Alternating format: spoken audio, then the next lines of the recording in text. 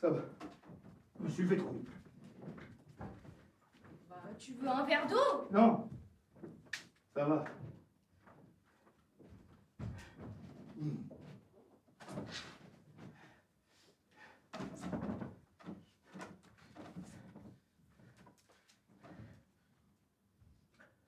Ça fait 2 jours que j'ai un mal de crâne épouvantable. Mon pauvre petit taureau.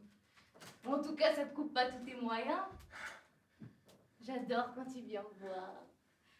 C'est toi mon préféré. T'es mignonne, Zélie.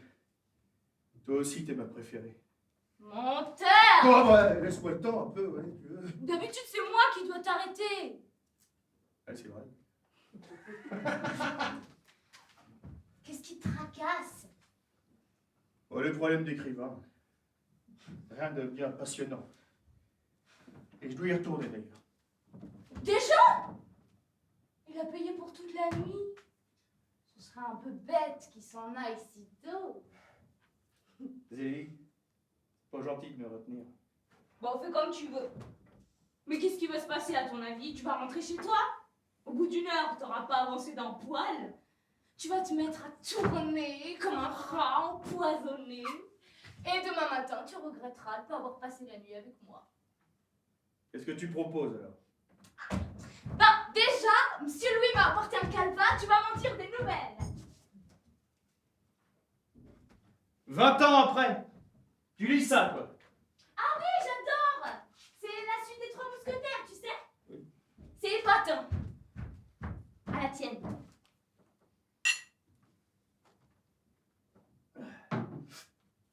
Alors, c'est qui ton personnage préféré? Milady ou Constance Bonacieux? Constance, bien sûr. Milady, c'est la pire des vaches. En même temps, j'aime bien quand il y a un vrai méchant.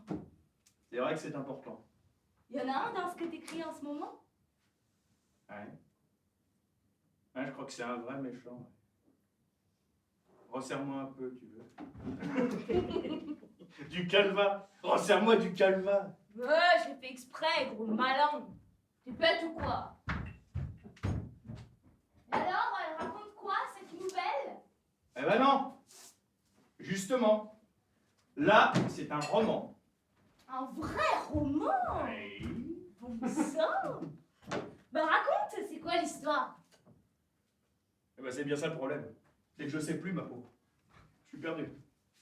C'est une histoire d'amour? Oui, en quelque sorte. Oui. Bah allez, raconte!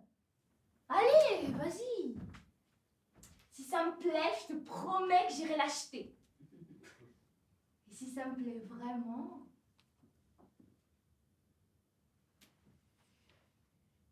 Alors, c'est l'histoire d'une fille qui s'appelle Jeanne. À ton âge à peu près, ça pourrait être toi. Alors donc, bon bah là, elle vient de finir d'étudier quelques années au couvent. Et alors... Bah ça peut pas être moi alors. Oui. Et donc, en fait, ses parents sont venus la récupérer à Rouen. Et elle a qu'une seule idée, c'est de retrouver le château de son enfance, le château des peuples.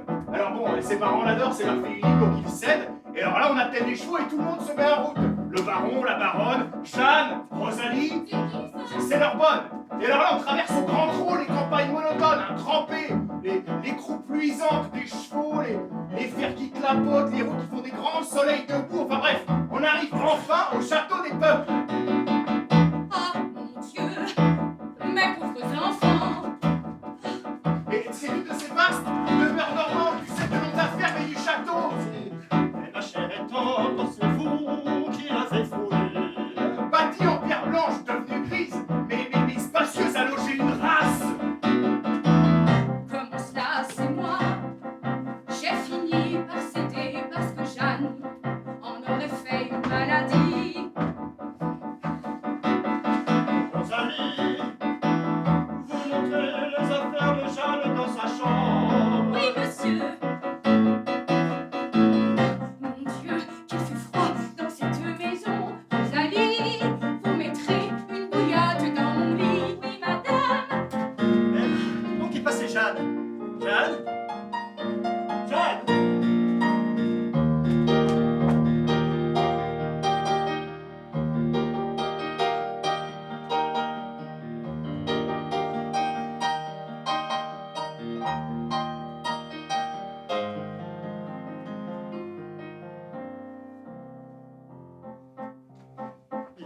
faudra que tu viennes voir la remise où j'ai installé tous mes outils. On verra ça demain. Les roses sont superbes cette année. J'ai tellement hâte de les voir. Elles peuvent être belles, ton père passe sa vie au jardin. Quand pourrons-nous voir la mer? Oh, demande à ton père. Nous irons sûrement voir si le père Victor pourra. Demain, si le temps est clément, nous conduira fécond vivant. Demain, je me suis enlangui de toi durant ces longues années. Comme on croit que cette beauté, je la tenais autrefois dans mes bras. En fait, j'ai fait changer les fenêtres dans ta chambre. Les vitres ne trembleront plus. Merci, papa. Je suis tellement heureuse d'être ici. Oui, eh bien, moi je dis que s'il pleut de la sorte tout le printemps, je préfère encore retourner en ville. Enfin, ma chère, vous savez bien que c'est le pays qui veut ça. Quand on voit les îles, c'est qu'il va pleuvoir. Et quand on ne les voit plus, c'est qu'il pleut déjà. Comment peut-on aimer autant se promener sous le crachant et tremper jusqu'aux os, affirmer qu'il fait beau, ce n'est pas sain. Vous allez attraper la mort à toujours vivre dehors. Quant à moi, il faudrait me payer cher pour me laisser embarquer sur la mer. Maman me fait faire du souci. Je la trouve changée. Non, penses-tu, c'est le trajet qui l'aura fatigué. Et puis, son hypertrophie, comme elle dit, tu sais qu'elle y tient. Qu'est-ce que c'est exactement? Oh, ça, personne ne le sait. Mais on n'a pas intérêt à mettre en doute la gravité de sa maladie. Il ne se passe pas une heure sans que de ces douleurs tous les matins. Elle nous dresse une liste affreuse et alarmiste à croire. Enfin, que c'est vraiment miraculeux qu'elle soit encore parmi nous. Pour moi, c'est tout simplement que le bon Dieu n'est pas pressé, je la vois. Oh, taisez-vous, vous seriez comme moi, des douleurs dans le foie et dans les reins. Vous seriez alité, gémissant et feriez moins de malade. Arrêtez de vous disputer. On croirait voir deux gamins.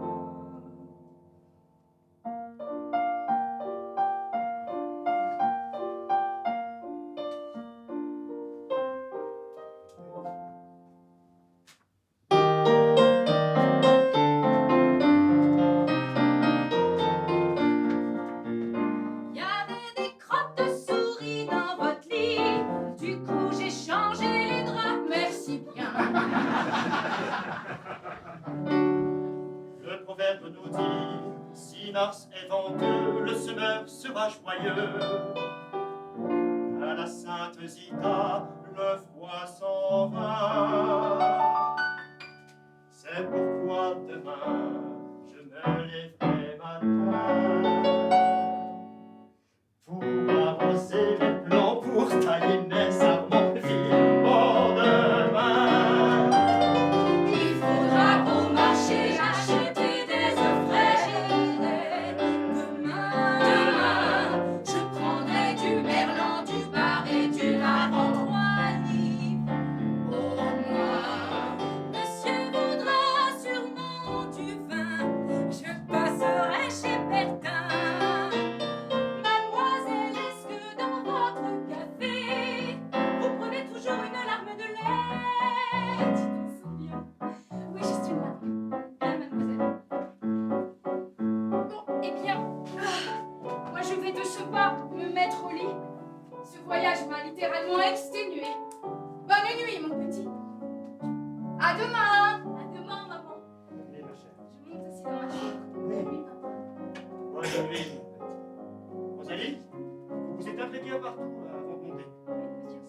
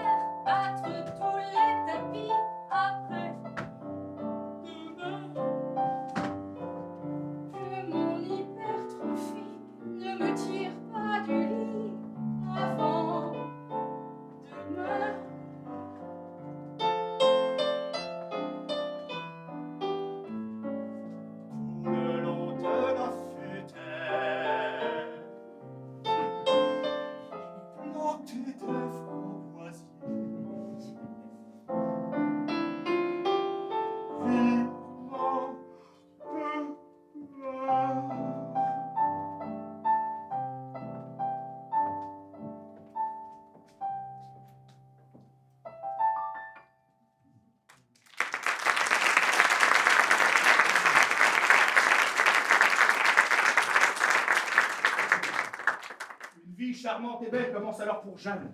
Elle lit, elle rêve, elle vagabonde dans les environs, elle gambade dans la campagne. Elle se grise des odeurs douces et fortes des fleurs. Elle se laisse bercer par le bruit des vagues. De temps en temps, elle se met à courir sur la falaise. Il lui vient des joies désordonnées. Et ce matin-là, à la sortie de l'église où elle s'était rendue avec sa mère... Monsieur l'abbé! Madame la baronne, comment allons-nous ce matin? Oh, lentement, monsieur l'abbé, lentement. Jeanne, te souviens-tu de l'abbé Picot? Bien sûr, maman. Bonjour, mon père. Mademoiselle Jeanne, je ne vous aurais pas reconnue. Ah. Ça fait au moins 3 ans qu'on ne vous a vu. Oh, 5! Monsieur l'abbé, 5! Jeanne a eu 17 ans cet hiver. Mon Dieu, comme le temps passe. J'espère que les sœurs du Sacré-Cœur n'ont pas été trop sévères avec vous. En tout cas, vous êtes devenus super. Laissez-moi vous présenter un nouveau paroissien, le vicomte de la Mare. Approchez, vicomte. Mesdames, je suis ravi de faire enfin votre connaissance. L'abbé Picot m'a tant parlé de vous que je brûlais de vous rencontrer.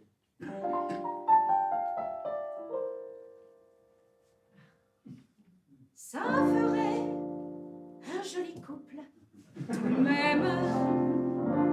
Un joli couple bien charmant. Oh, monsieur le vicomte!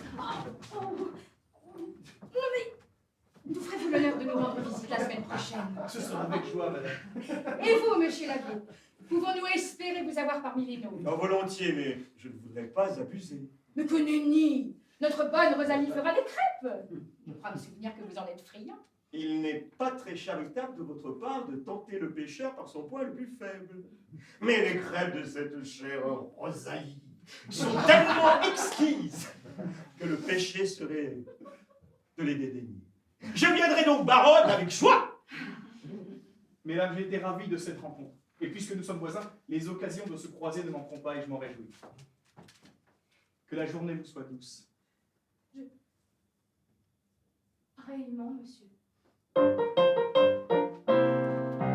Ça ferait un joli couple tout de même. Un joli couple assurément.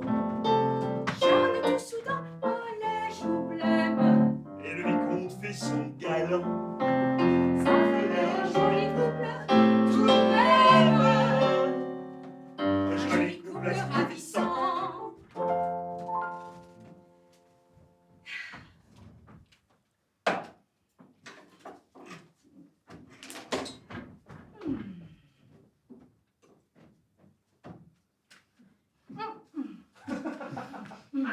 Dites-moi, vicomte, avez-vous entendu parler des Saulnois de Barfleur?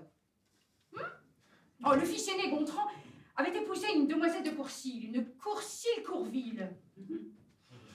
Le fils aîné, quant à lui, a marié une de mes cousines, mademoiselle de la Roche-Aubert, qui était alliée au Chrysange. Or, monsieur de Chrysange était l'ami intime de mon père. Il a dû connaître le vôtre aussi. N'est-ce pas monsieur de Chrysange qui émigra et dont le fils s'était ruiné? Lui-même. Il avait demandé en mariage ma tante, après la mort de son mari, le comte d'Érythrée. Mais elle ne voulut pas de lui parce qu'il prisait.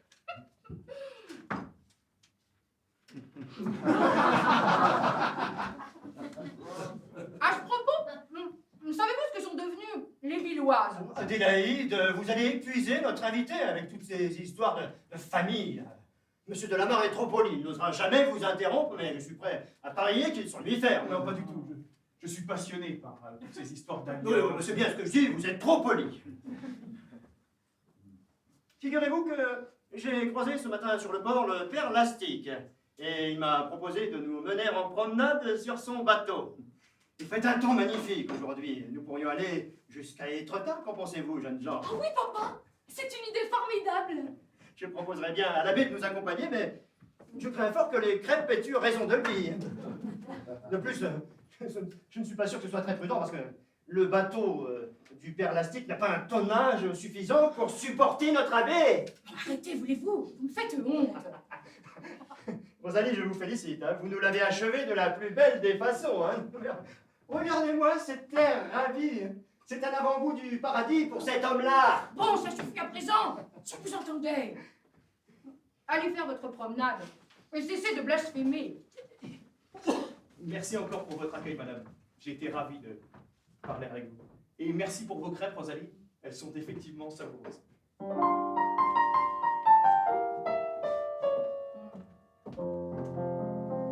C'est ma foi vrai qu'il est charmant, et l'on se dit en les voyant, ça ferait un joli couple tout de même. Joli couple, évidemment. Et ça ne m'étonnerait pas qu'ils s'aiment, bien avant qu'ils ne soient longtemps. C'est si joli le cœur qui s'aime, le cœur qui bat à l'unisson. Même que si c'était moi qu'on aime, j'aurais fendu depuis longtemps. Ça ferait un joli même, un joli couple séduisant.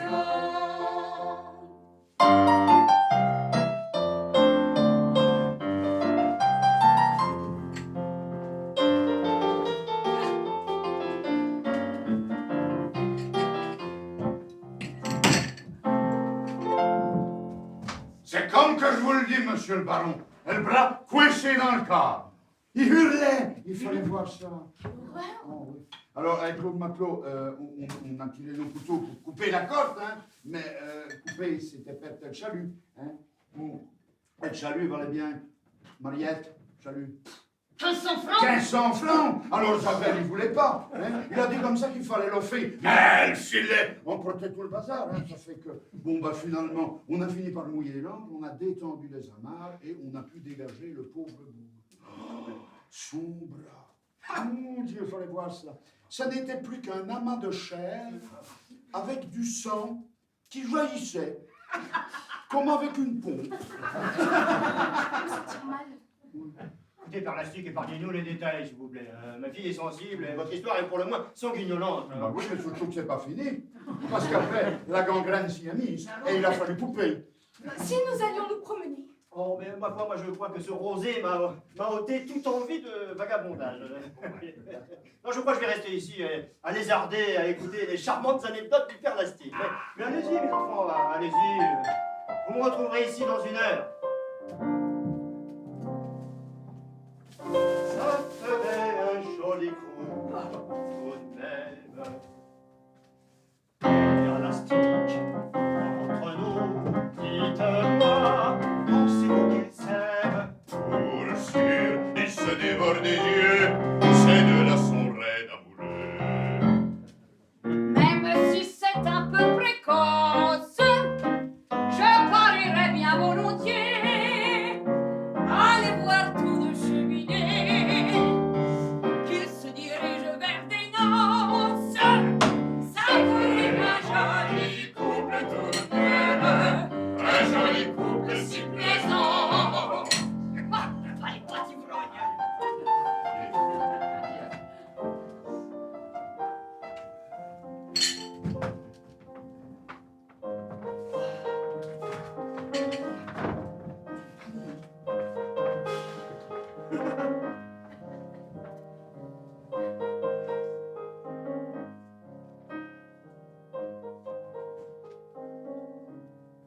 Là-bas, nous pourrons nous asseoir un peu.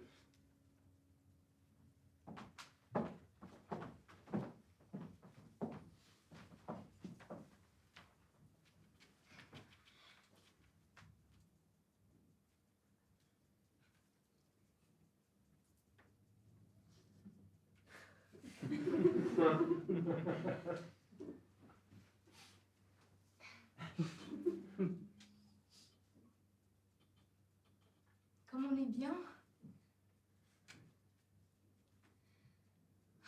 Que c'est bon la campagne. Il y a des moments où je voudrais être mouche ou papillon pour me cacher dans les fleurs.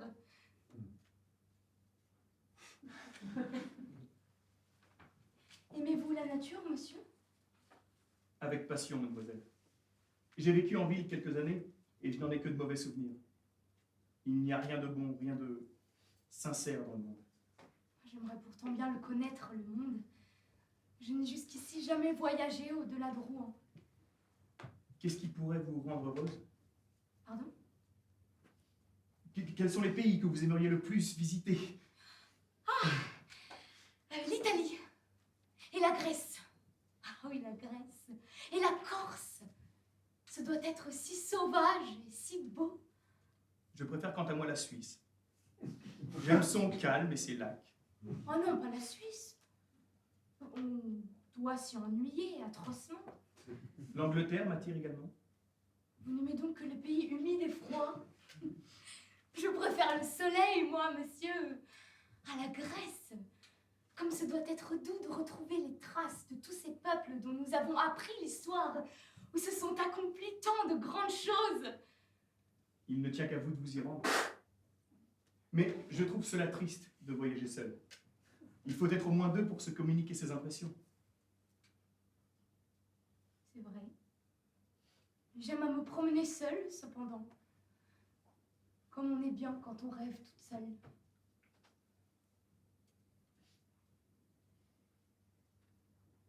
On peut aussi rêver à deux. Quel est donc votre petit nom? Julien, vous ne le saviez pas. Comme je le répéterai souvent, ce nom-là.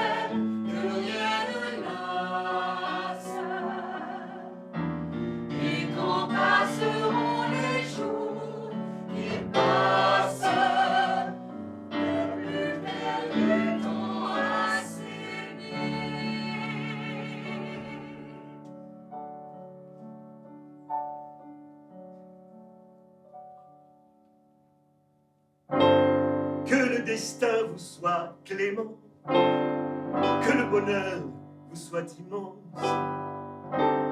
Vous voici devant Dieu, Jeanne et Julien, soyez heureux.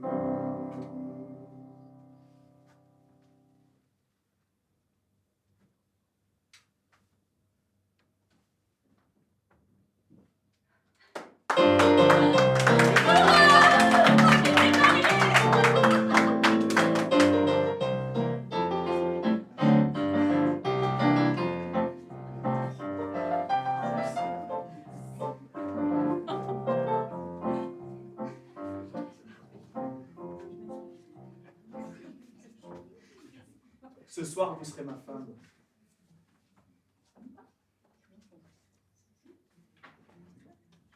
Monsieur le vicomte,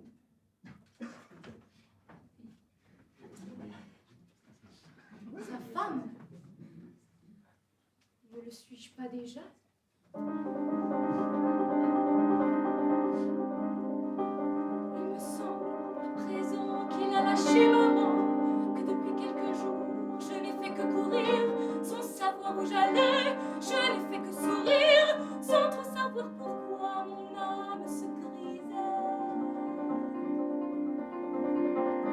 Je suis à bout de souffle, on m'embrasse, on m'étreint, on tourne autour de moi, on parle et on s'agite, on sait ce que j'adore, on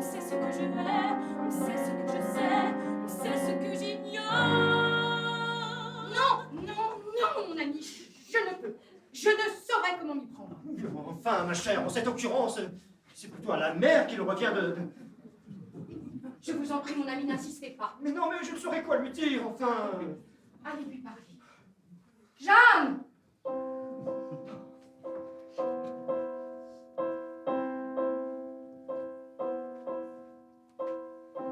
J'ai tant rêvé l'amour, je l'ai tant appelé, souhaité de tout mon être. Pourquoi ce soir ai-je tant de mal à le reconnaître?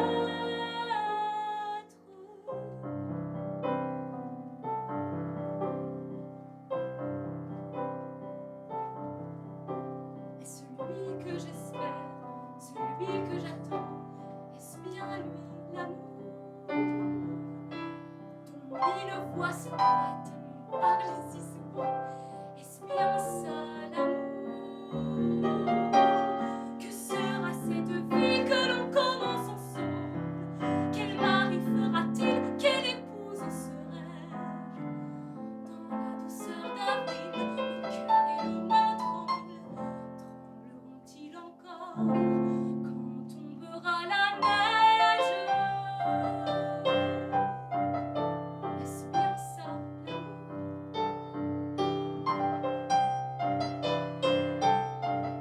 Est-ce bien lui l'amour? Mon cœur frémit déjà de ce long tête-à-tête où j'espère des joies, où je rêve de fête. À quoi ressembleront nos jours et nos semaines? Et que seront nos nuits? Et que seront nos nuits?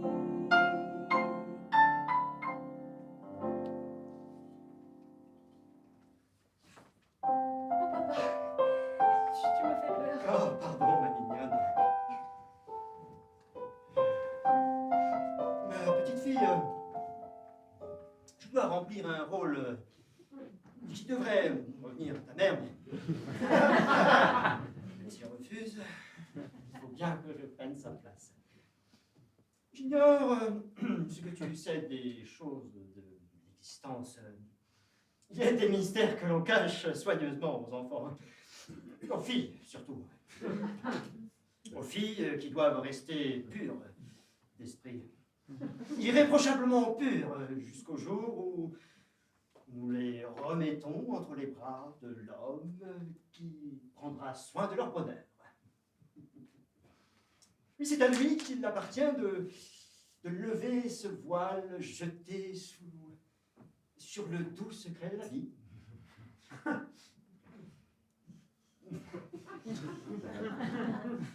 Mais elle, si aucun soupçon ne les a encore effleurés, se révolte, souvent, devant la réalité un peu brutale, cachée derrière les rêves. Et blessées en leur âme, blessées même en leur corps, elles refusent ce que la loi naturelle et la loi humaine lui accordent comme un droit absolu. Oui.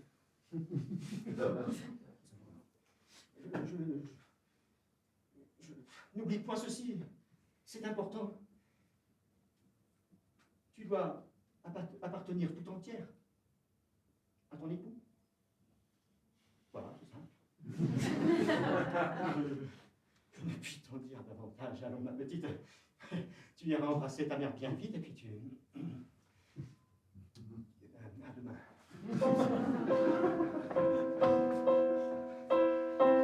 J'ai peur des mots confus, chuchotés dans mon dos. Est-ce bien ça l'amour?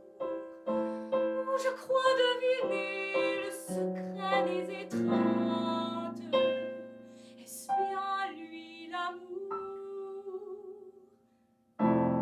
Et s'il ne m'aimait pas? Et si je l'aimais trop? Si la passion de notre amour était trop vite éteinte, si je ne l'aimais pas.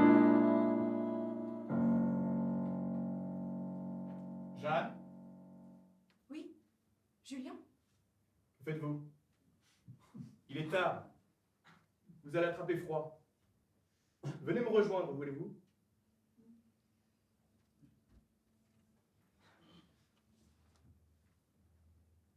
Approchez-vous, Jeanne. Voudrez-vous m'aimer? Je vous aime déjà, mon ami. Voulez-vous me prouver que vous m'aimez?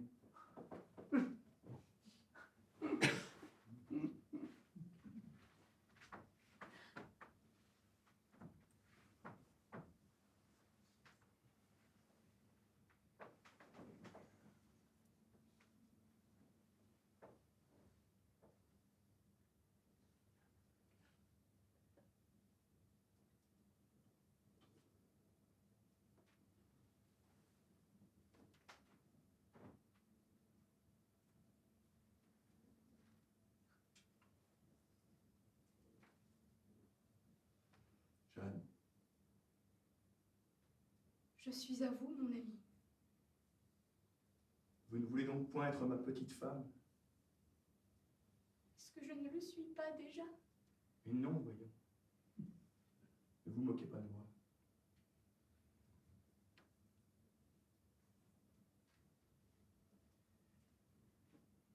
Oh, c'est horrible, la pauvre! Eh ouais! Elle doit être épouvantée! Ah, surtout qu'il la prend à bras le corps. Rageusement, il la couvre de baisers fous, de baisers mordants, sur la face, le haut de sa gorge. Arrête, lâche-moi!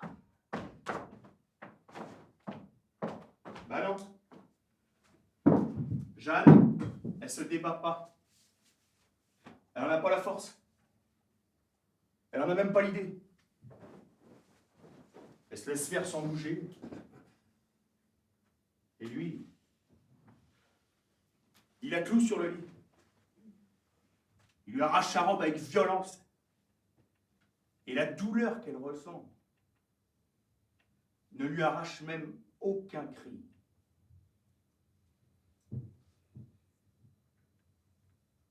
Ça va, Zélie? Ouais. C'est affreux ton histoire. Bon, en même temps, c'est vrai que c'est rarement folichon la première fois. Moi, je me souviens, hein. Ça fait un moment pourtant. J'avais 14 ans. J'aime autant te dire que c'était pas un double. Raconte. Oh non, je vais pas te raconter ça, non. C'était dégoûtant. Bon Dieu, quand j'y pense. Tu sais, les hommes, ils sont pas tous gentils comme toi. Puis ils sont pas tous aussi beaux. Ils sont pas tous aussi bons. Enfin, ça m'a pas empêché de continuer. Heureusement qu'il m'a pas complètement dégoûté, ce cochon.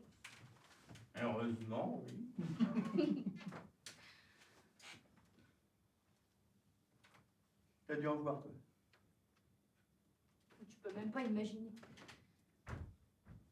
Mais ta Jeanne, elle va continuer à l'aimer quand même. Eh oui. Surtout que très vite, ils vont partir en voyage de noces. En Corse. Et alors là, c'est plus la même histoire. La Jeannette, elle se sent toute chose. Le soleil, la mer. Ouais, la chaleur. L'odeur mordante des plantes qui épaissit l'air. La sueur des croupes. Ouais. Ouais, Jeanne aussi, elle est tellement heureuse qu'elle en pousse des cris d'allégresse. Elle frissonne de joie. Ok. Elle en pleure, la mignonne. Et Julien, bah lui, il comprend pas tous ces énervements de femmes, ces affolements. Et puis d'un coup, le soleil les inonde, ils ont soif, alors ils trouvent une source toute petite, entourée d'un tapis de mousse. Jeanne s'agenouille pour boire, alors Julien, il s'agenouille aussi. Ils se chamaillent pour boire au même filet d'eau qui se brise et se renoue, qui mouille leur visage, leur cou, leurs habits, leurs lèvres se touchent. Et Jeanne remplit sa bouche d'eau, et lui, il tend sa gorge